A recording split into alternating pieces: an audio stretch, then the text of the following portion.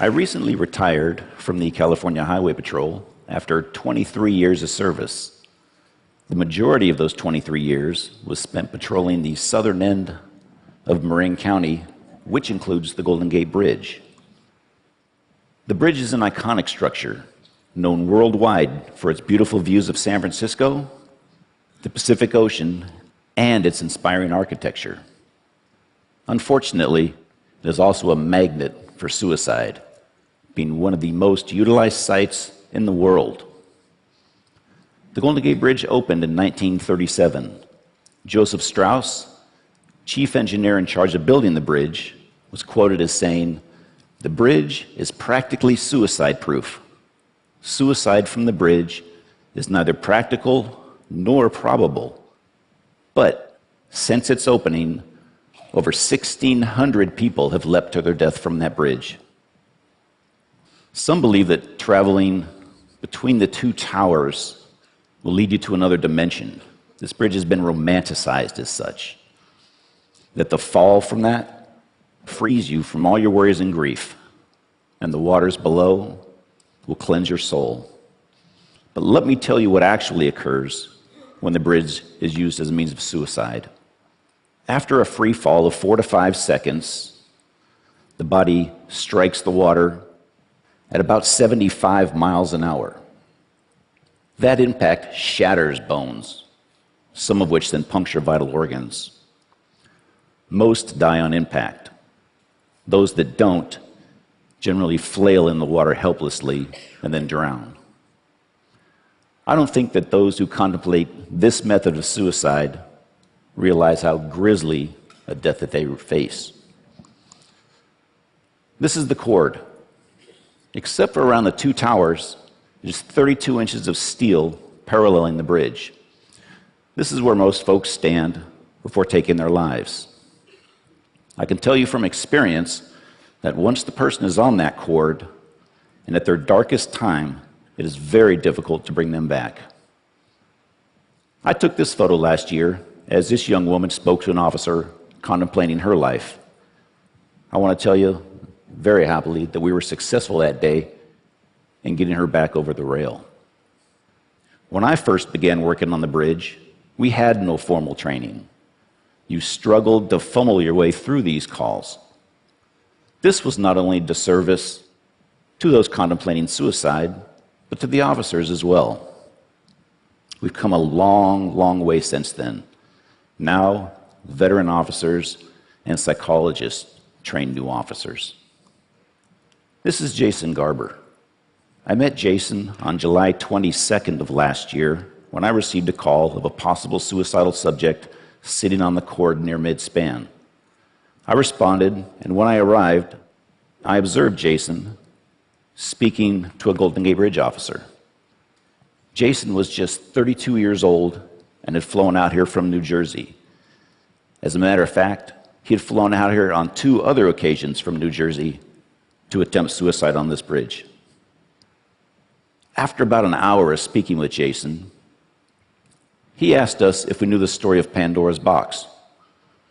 Recalling your Greek mythology, Zeus created Pandora and sent her down to earth with a box and told her never, ever open that box. Well, one day, curiosity got the better of Pandora, and she did open the box. Out flew plagues, sorrows, and all sorts of evils against man. The only good thing in the box was hope. Jason then asked us, what happens when you open the box and hope isn't there? He paused a few moments, leaned to his right, and was gone. This kind, intelligent young man from New Jersey had just committed suicide. I spoke with Jason's parents that evening, and I suppose that when I was speaking with them that I didn't sound as if I was doing very well. Because that very next day, their family rabbi called to check on me. Jason's parents had asked him to do so. The collateral damage of suicide affects so many people. I pose these questions to you. What would you do if your family member, friend, or loved one was suicidal? What would you say? Would you know what to say? In my experience, it's not just the talking that you do, but the listening. Listen to understand. Don't argue, blame, or tell the person you know how they feel, because you probably don't. By just being there, you may just be the turning point that they need. If you think someone is suicidal, don't be afraid to confront them and ask the question. One way of asking them the question is like this. Others in similar circumstances have thought about ending their life. Have you had these thoughts? Confronting the person head on may just save their life and be a turning point for them. Some other signs to look for: hopelessness, believing that things are terrible and never going to get better. Helplessness, believing that there's nothing that you can do about it. Recent social withdrawal and loss of interest in life. I came with this talk just a couple of days ago, and I received an email from a lady that I'd like to read you her letter. She lost her son on January 19th of this year. And she wrote me this email just a couple of days ago, and it's with her permission and blessing that I read this to you. Hi, Kevin. I imagine you're at the TED conference. That must be quite the experience to be there. I'm thinking I should go walk the bridge this weekend. Just wanted to drop you a note. Hope you get the word out to many people, and they go home talking about it to their friends who tell their friends, etc. I'm still pretty numb, but noticing more moments of really realizing Mike isn't coming home. Mike was driving from Petaluma to San Francisco to watch the 49er game with his father on January 19th. He never made it there. I called Petaluma police and reported him missing that evening. The next morning, 2 officers came to my home and reported that Mike's car was down at the bridge. A witness had observed him jumping off the bridge at 1:58 p.m. the previous day. Thanks so much for standing up for those who may be only temporarily too weak to stand for themselves. Who hasn't been low before without suffering from a true mental illness?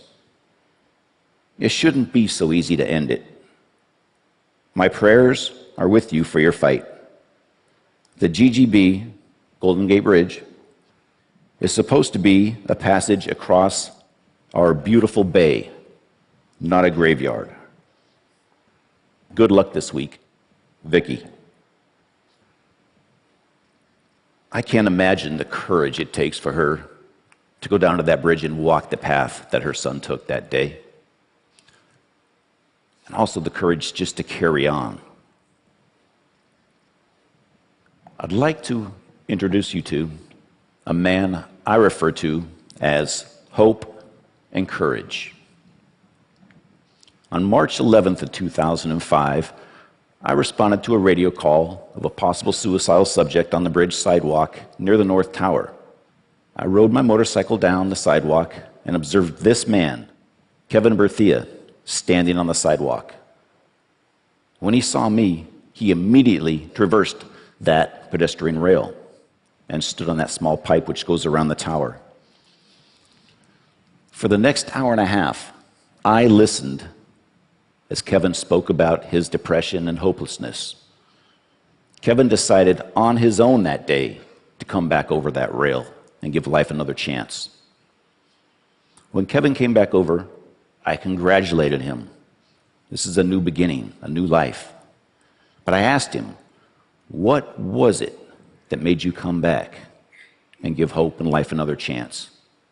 And you know what he told me? He said, you listened. You let me speak, and you just listened. Shortly after this incident, I received a letter from Kevin's mother, and I have that letter with me, and I'd like to read it to you.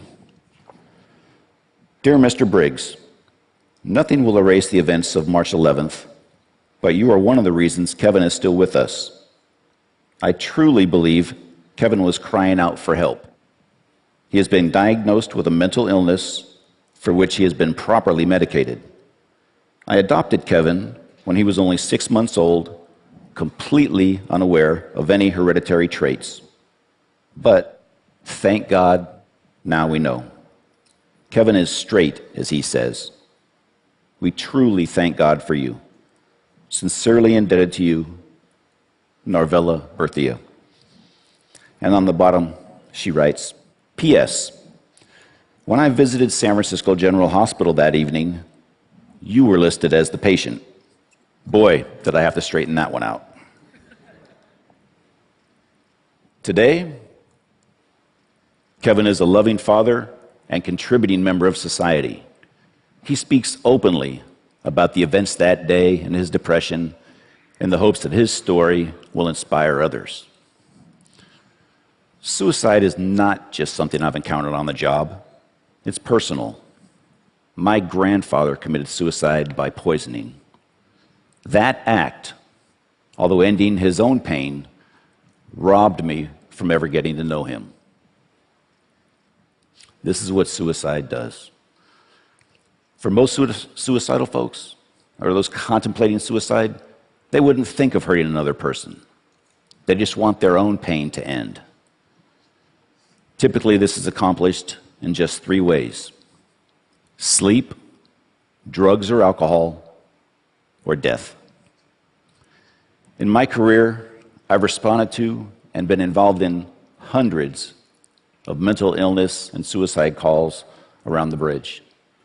Of those incidents I've been directly involved with, I've only lost 2, but that's 2 too many. One was Jason. The other was a man I spoke to for about an hour.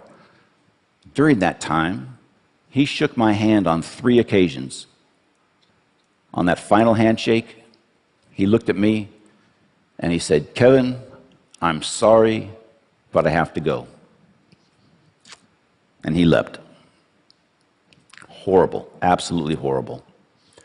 I do want to tell you, though, the vast majority of folks that we do get to contact on that bridge do not commit suicide. Additionally, that very few who have jumped off the bridge and lived and can talk about it, that 1% to 2%, most of those folks have said that the second that they let go of that rail, they knew that they had made a mistake and they wanted to live. I tell people the bridge not only connects Marin to San Francisco, but people together also. That connection or bridge that we make is something that each and every one of us should strive to do.